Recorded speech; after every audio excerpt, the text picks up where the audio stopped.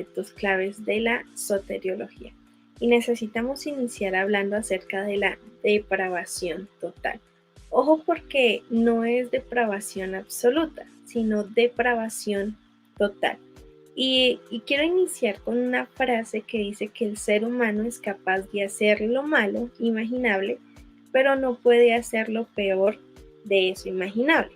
Por ejemplo, estamos hablando de que el ser humano, el caso de un violador, eso es hacer lo malo imaginable, pero lo peor de eso imaginable sería que ese violador empale, descuartice y coma a su víctima. Esto es depravación absoluta, mi hermano. Esto quiere decir que el hombre no tiene conciencia alguna. Por eso es que vemos esta figura donde recordamos que el hombre es un ser tripartito, que tiene cuerpo, alma y espíritu, y que a su vez cada parte del ser está dividido por tres partes. El cuerpo tiene sentidos, órganos y, y sistemas, el alma tiene corazón, mente y voluntad, y el espíritu tiene intuición, que es como esa vocecita interna que decimos los seres humanos que tenemos, tiene comunión, que es el espíritu, es el único que se puede comunicar con el espíritu de Dios, y tiene conciencia. Esa conciencia es la que nos lleva a nosotros, los seres humanos, a que no hagamos lo peor de lo imaginable.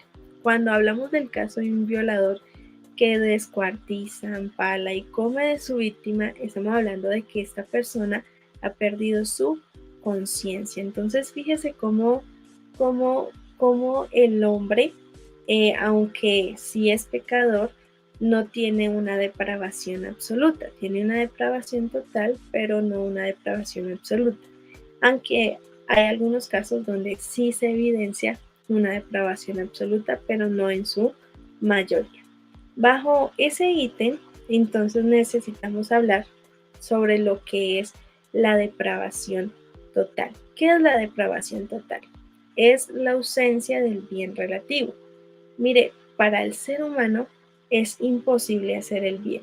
Realmente, por causa de la caída de Adán en el huerto del Edén, el ser humano entró el pecado a su vida, su alma quedó contaminada, y por más de que el ser humano quiera, le es imposible hacer el bien, porque su bondad está contaminada. Volvemos a lo mismo, cuando el hombre conoció o entró el pecado al hombre, lo que se le afectó fue su alma, donde está su mente, su corazón, donde están sus emociones, sentimientos y su voluntad.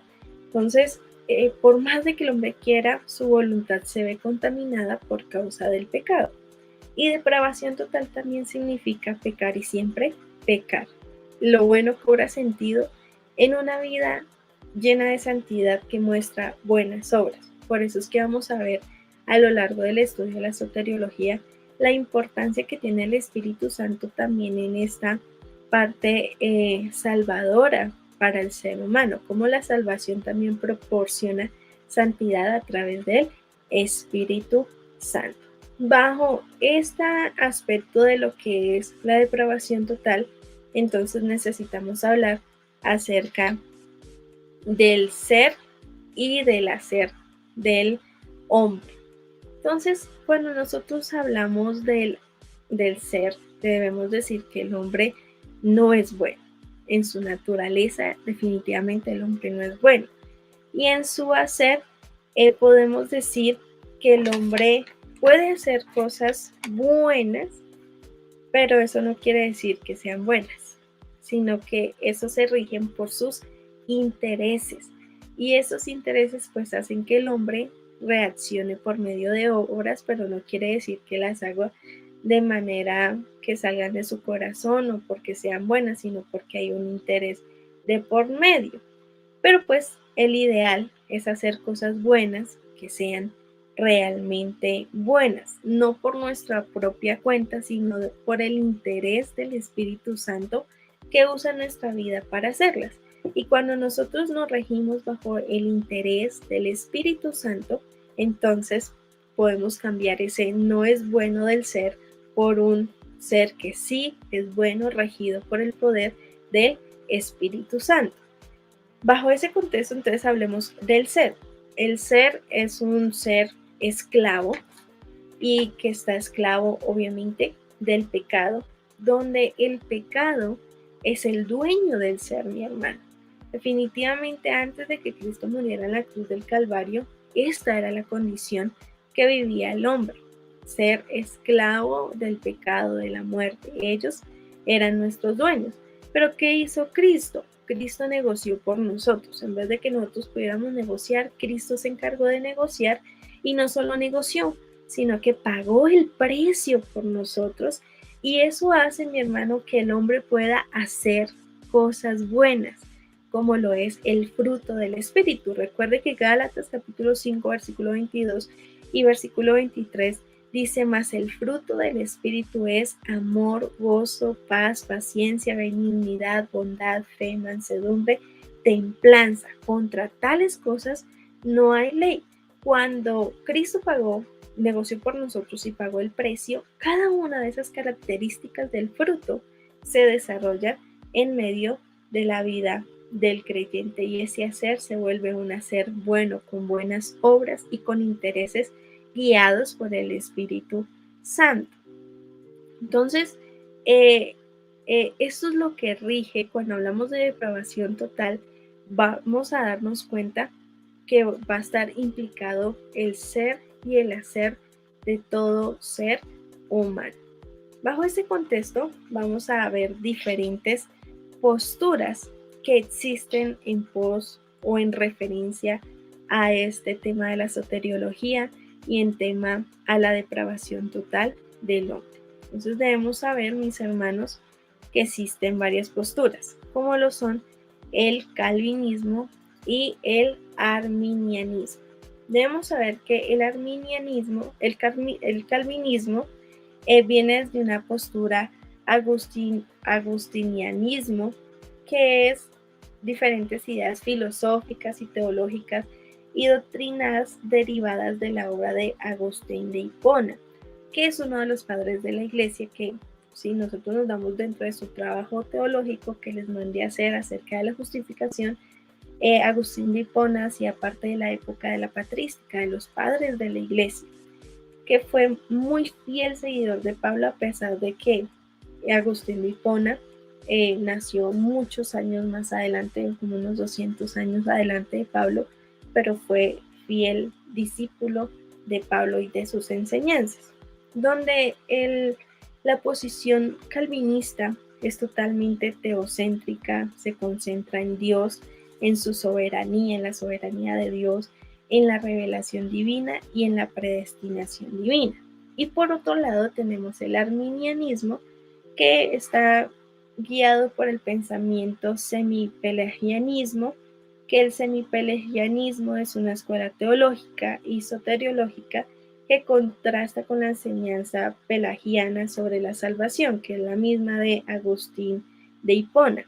Esta enseñanza de la doctrina semipelagianismo es considerado como una herejía durante estos años de la Iglesia Católica, aunque al día de hoy se toma en cuenta en muchos aspectos de este pensamiento. El arminianismo, más que centrarse en una postura teocéntrica, se centra en la postura antropocéntrica. Habla acerca de la autonomía del hombre, de la razón humana y del libre albedrío. Entonces, para poder profundizar en este tema y entender un poco la postura tanto calvinista como arminianismo, necesitamos ver las 5 posturas que hay referente al tema de la salvación del hombre.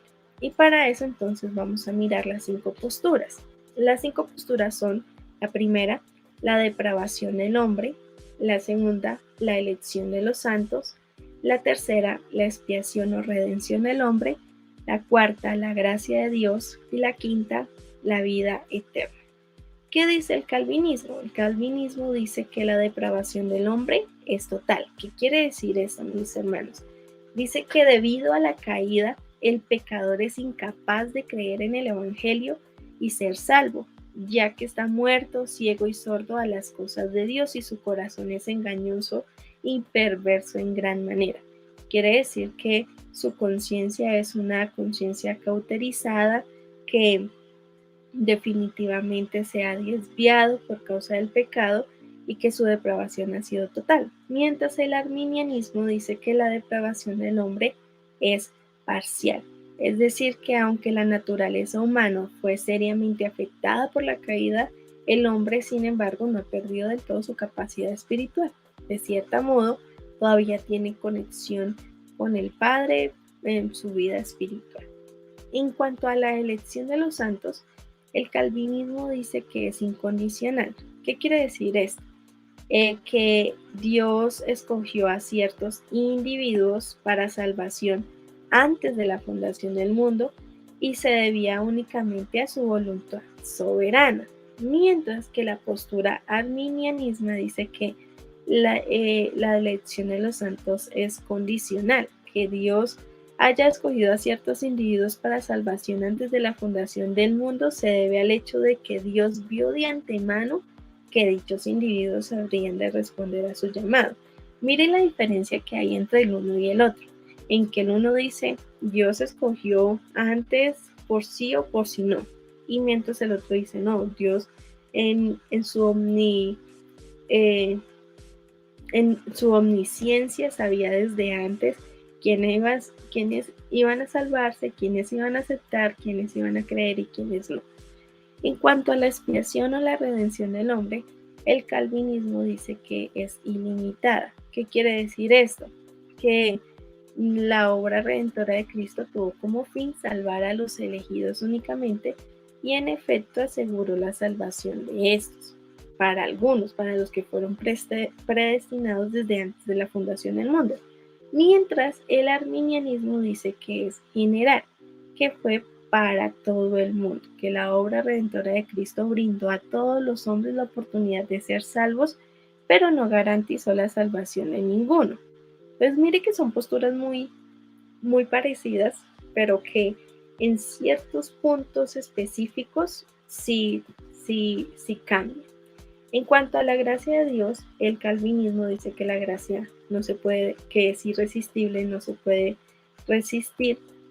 Entonces, que es algo de que el hombre, si fue escogido, no se va a poder resistir a ese llamado de parte de Dios, mientras que el arminianismo dice que se puede resistir, que el hombre tiene la capacidad para elegir si seguir a Dios, si creer a Dios o no hacerlo.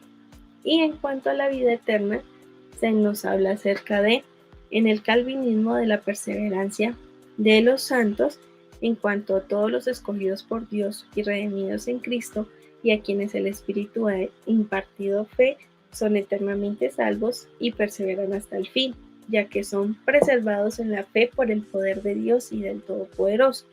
Entonces, muchos han tenido la idea errónea de que Juan Calvino lo que quiso decir fue que salvo por siempre salvo. Es siempre la frase que se ha usado, pero se ha usado de manera incorrecta. Creemos que porque somos salvos, entonces podemos seguir llevando una vida pecaminosa, podemos seguir pecando y como yo ya fui predestinado, puedo pecar, puedo fumar, puedo tomar, puedo comportarme mal y aún así voy a ser salvo. El dilema es que Juan Calvino fue muy claro en que en este tema de la preservación de los santos influía mucho la obra de santificación del Espíritu Santo. Quiere decir que una persona que es salva muestra santidad en medio de su vida. Si no muestra santidad es porque simplemente no es una persona elegida para la salvación.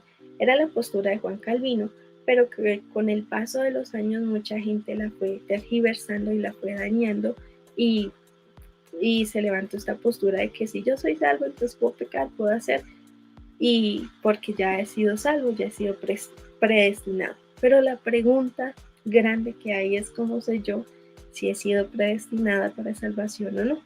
Simplemente a mí me corresponde creer en el Señor y saber que ya recibí la salvación y me estoy guardando en santidad para Él. Y el arminianismo habla acerca de la pérdida de la salvación, que la salvación se pierda.